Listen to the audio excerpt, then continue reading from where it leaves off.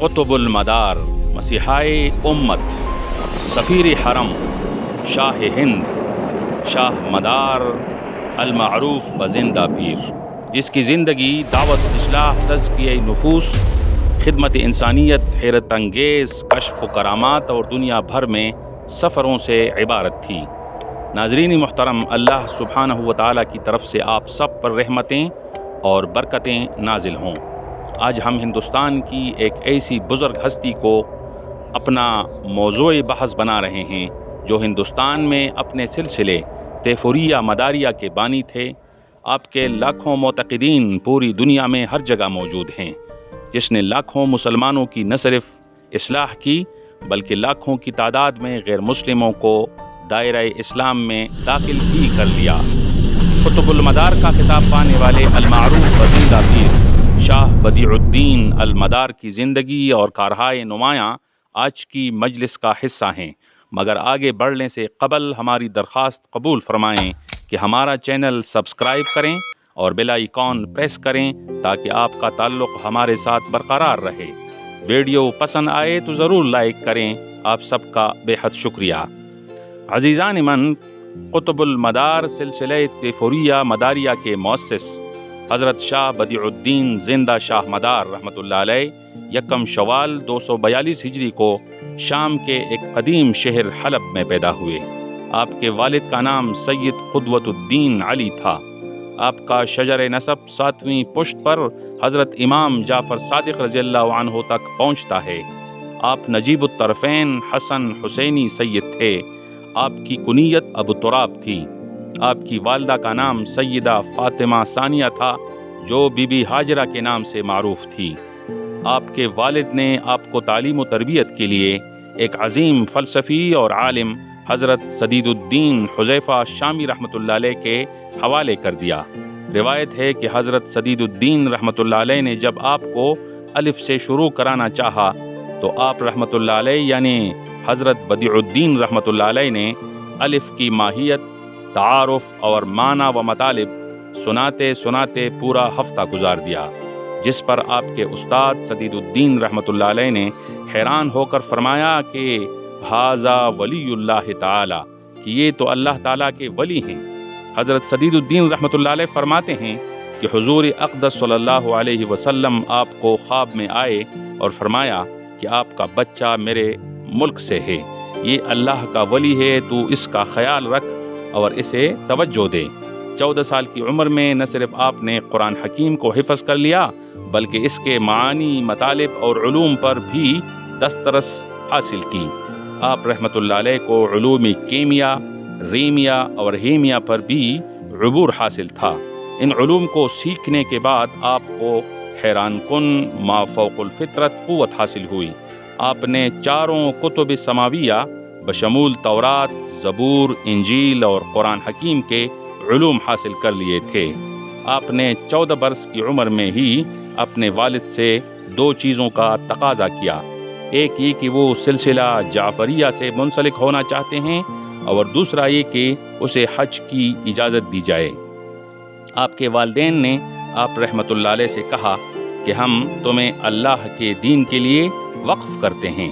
آپ جب حج کے لیے تشریف لائے تو وہاں قطب العارفین حضرت بایزید بسطامی رحمۃ اللہ علیہ سے ملاقات کی۔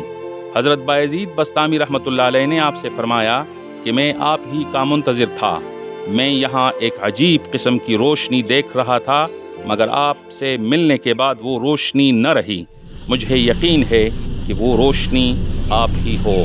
حضرت بایزید بسطامی رحمۃ اللہ علیہ نے آپ کی پیشانی کو بوسہ دیا اور آپ کو اپنے سلسلہ تیفوریہ میں شامل کر لیا۔ آپ کو طواف کے دوران ایک غیبی آواز آئی کہ بدیع الدین مکہ چھوڑ کر مدینے چلے جاؤ، چنانچہ آپ نے فوراً مکہ چھوڑ دیا اور مدینہ تشریف لے گئے۔ روایت ہے کہ آپ نے روضہ اقدس کو جیسے ہی سلام کیا تو آپ کو واپس وعلیکم السلام فرمایا گیا، جسے وہاں لوگوں نے بھی سنا۔ مورخین کے نزدیک آپ کو خواب میں حضور اقدس صلی اللہ علیہ وسلم نے ہندوستان جانے کا حکم دیا۔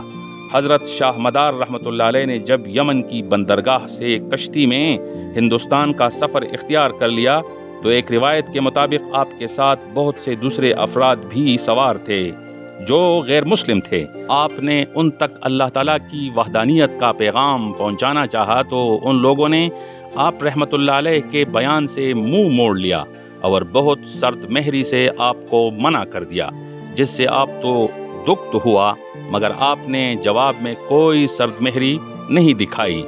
خدا کا کرنا ایسا ہوا کہ کچھ وقت سفر کرنے کے بعد کشتی سمندری گرداب کی زد میں آ گئی اور طوفانی بھنور جس کی وجہ سے کئی افراد کشتی سے گر کر سمندر کے بے رحم موجوں کا نشانہ بن گئے۔ ان کا سامان اور زادراہ بھی تتر بتر ہوا۔ پیر شاہ مدار رحمۃ اللہ علیہ نے دعا کی تو کشتی گرداب سے نکل گئی۔ لوگ ڈرے سہمے ہوئے تھے۔ زادراہ نہ ہونے کی وجہ سے انہیں یقین تھا کہ وہ جلد ہی بھوک پیاس سے مر جائیں گے۔ پیر شاہ مدار رحمۃ اللہ علیہ کی دعاؤں سے پورے سفر کے دوران انہیں بھوک پیاس نے نہیں ستایا، یہاں تک کہ وہ لوگ اس زندہ کرامت کو دیکھ کر مسلمان ہو گئے۔ حضرت شاہ مدار رحمۃ اللہ علیہ نے ہندوستان کے شہر گجرات میں وقت گزارا۔ وہاں دعوت الہی اور اصلاح کا کام کرنے کے بعد سورت شہر تشریف لائے۔ وہاں بھی اپنی تحریک جاری رکھی۔ آپ کے عقیدت مندوں کا حلقہ روز بروز وسیع تر ہوتا گیا۔ آپ رحمۃ اللہ علیہ نے لوگوں کے مسائل روحانیت کی طاقت کے ذریعے حل کر دیے۔ آپ نہ صرف ایک پیر اور بزرگ تھے بلکہ لوگوں کے مسیحا بن کر ابھرے، کیونکہ آپ ان کے دکھ درد میں شریک رہتے تھے۔ سورت میں کافی زمانہ گزارنے کے بعد آپ خامبت آ گئے۔ وہاں بھی اصلاح و دعوت کا سلسلہ جاری رکھا۔ آپ کی دعوت سے جہاں لاکھوں عام لوگ دین حنیف اپنانے لگے، وہاں با اثر طبقہ بھی آپ سے متاثر رہا، یہاں تک کہ ریاست کے راجا جسونت سنگھ بھی مسلمان ہو گیا۔ آپ رحمۃ اللہ علیہ نے اس کا نام جعفر خان رکھ دیا۔ وہاں سے آپ رحمۃ اللہ علیہ بیڈوک تشریف لے گئے۔ بھیڈوک کے لوگوں پر آپ کی تعلیمات کا اتنا گہرا اثر ہوا کہ وہاں ہر خاص و عام مسلمان ہو گئے۔ آپ رحمۃ اللہ علیہ کے متعلق مشہور ہے کہ آپ اپنے چہرے کو 7 پردوں سے چھپائے رکھتے تھے۔ آپ رحمۃ اللہ علیہ وہاں سے دوبارہ حج بیت اللہ کی غرض سے حرمین تشریف لے آئے۔ وہاں کئی لوگوں کو تیار کر کے بطور خلیفہ ہندوستان بھیجا۔ آپ کے متعلق یہ بھی مشہور ہے کہ چاول کا ایک دانہ آپ کی ایک وقت کی خوراک کے لیے کافی ہو جاتا۔ بخارا کے سفر میں آپ کا خلیفہ خاص بھی آپ کے ساتھ تھا، جس کا نام سید طاہر تھا۔ شاہ مدار رحمۃ اللہ علیہ بخارا سے ارض فلسطین آ کر دعوت و تبلیغ کرنے لگے۔ پھر آپ ہندوستان واپس تشریف لے آئے۔ آپ نے ہندوستان کے مشہور شہر احمد آباد میں قیام فرمایا۔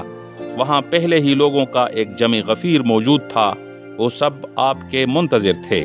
وہ سب آپ کے ہاتھ چومنے لگے اور آپ پر محبتیں نچھاور کرنے لگے۔ احمد آباد کے حاکم بلونت سنگھ نے آپ رحمۃ اللہ علیہ سے ملاقات کی اور جو کچھ اسے بتایا گیا تھا وہ سب آپ رحمۃ اللہ علیہ میں پا کر مشرف باسلام ہوئے۔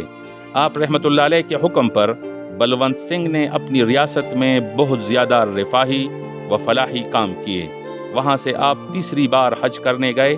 حج بیت اللہ کے بعد آپ رحمۃ اللہ علیہ نے بدخشان، نیمروز اور مصر کے سفر کیے اور وہاں سے واپس ہندوستان آ گئے۔ آپ ہندوستان کے مشہور شہر اجمیر میں ٹھہرے رہے۔ وہاں ہزاروں لوگ آپ کی کرامات دیکھ کر مسلمان ہو گئے۔ وہاں سے آپ میوات تشریف لائے۔ یہاں آپ نے ربانیت و عبودیت کی وہ مشعلیں روشن کی جس کا اثر آج بھی اس خطے میں دیکھا جا سکتا ہے۔ حضرت شاہ مینا صاحب لکھنؤ کو آپ نے قطب کے طور پر متعین کر دیا۔ وہاں سے آپ نے جونپور، کینتور، گھاتمپور اور گجرات کے سفر کیے۔ گجرات میں شیخ الیاس رحمۃ اللہ علیہ نے بھی آپ کی مریدیت اختیار کر لی۔ آپ وہاں سے حج کرنے چلے گئے۔ یہ آپ کی زندگی کا 7واں حج تھا۔ وہاں سے آپ واپس ہندوستان آ گئے اور مکانپور کو قیام گاہ بنا لیا۔ وہیں آپ کا وصال ہوا۔ آپ کا سال وفات شدید اختلافات کا شکار ہے۔ کچھ مورخ آپ کا سال وفات 840 ہجری قرار دیتے ہیں، جس کی وجہ سے آپ کی عمر 598 سال بنتی ہے، اور بعض مورخین کے نزدیک آپ کا سال وفات 385 ہجری ہے۔ آپ کے روزہ مبارک پر زائرین کا ہجوم رہتا ہے۔ لاکھوں معتقدین آج بھی دنیا بھر میں آپ کی تحریک کا کام جاری رکھے ہوئے ہیں۔ اللہ تعالیٰ آپ رحمۃ اللہ علیہ کی قبر کو نور سے منور فرمائے، آمین یا رب العالمین۔ تو ناظرین، کیسی لگی آج کی ویڈیو؟ اپنے آراء ضرور رقم فرمائیں۔ انشاءاللہ اگلی ویڈیو میں پھر ملاقات ہوگی، تب تک کے لیے اللہ حافظ۔